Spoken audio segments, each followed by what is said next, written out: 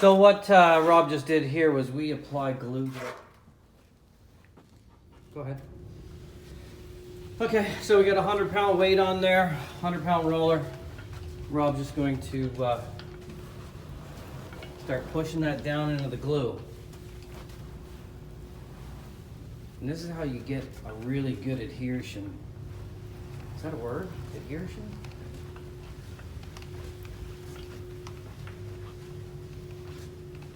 And that's where Rob would kick that buckle out.